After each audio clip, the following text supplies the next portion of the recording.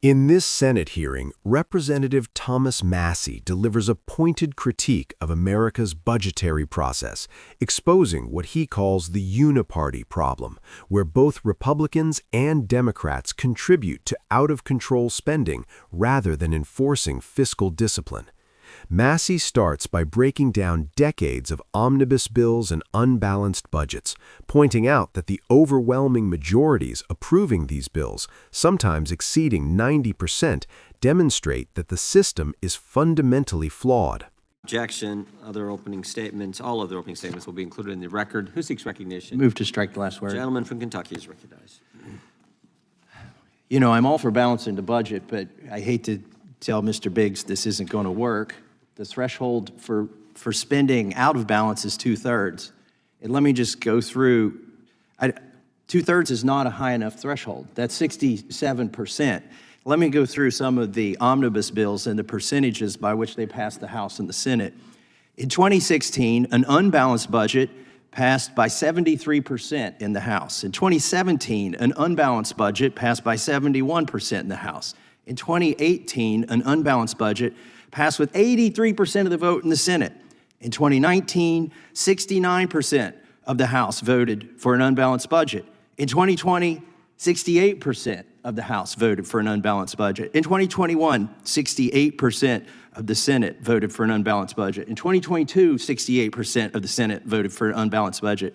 In 2023, 75% of the Senate voted for an unbalanced budget. And in 2024, 80% of the House voted for an unbalanced budget. Just this year in 2026, one of the minibuses passed with 91%, and it's not even close to balancing.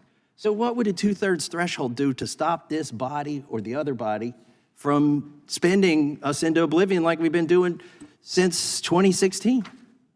I just don't see it. Gentleman, yield for a question. I'll certainly yield to the chairman. Well, we just heard from the ranking member. He blamed it all on Republicans. It sounds like Democrats were involved in those numbers as well. Is that right? I think it's the Uniparty. It's like you can, the way we get budgets through the House and the Senate here is that when you don't have enough votes, you add more spending to it for somebody, and then you develop a new constituency, a bigger constituency, and that's how you get to 60% in the Senate and 51% in the House. But you don't even need to get to that because we had, like I said, 91% of the House voted. There were only 21 people who didn't vote for the Commerce, Justice, Science, Energy, and Water and Interior minibus. Would the gentleman yield for a question? I would yield. What do you make of the example of what happened in the Clinton administration with the Democratic president and Republican Congress, and the president was determined to come forward with balanced budgets, and there were record surpluses that took place for several years? I'm glad you asked that. I looked at your chart. I was very interested in it. You said Obama's budget, Biden's budget, Trump's budget. The Constitution gives us the power of the budget. We are the ones that spend the money, not the White House. If you want a chart and you want to reflect accurately who is bankrupting this country, don't put the president's name on the chart. Put the Congress, put who was the Speaker of the House at that time. And I think what you'll find is Nancy Pelosi is responsible for over 30% of all the debt ever accumulated in this country today when she was Speaker. Reclaiming my time, there's another problem that I have with this balanced budget amendment, the constitutional amendment.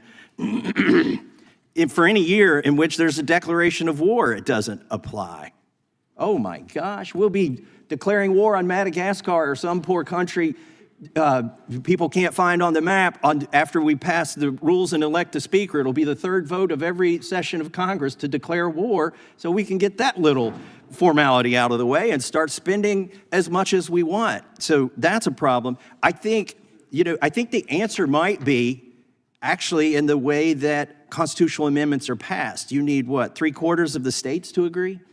I think a real balanced budget amendment, constitutional amendment, could require the states, 3/4 of the states, to say, you know what, there's enough of an emergency, we're going to let you guys in Washington spend, because you rightfully pointed out many states have balanced budget, 49 states, and they stick to them. You can't trust anybody up here, Republicans or Democrats, whether who's in the White House or who the speaker is.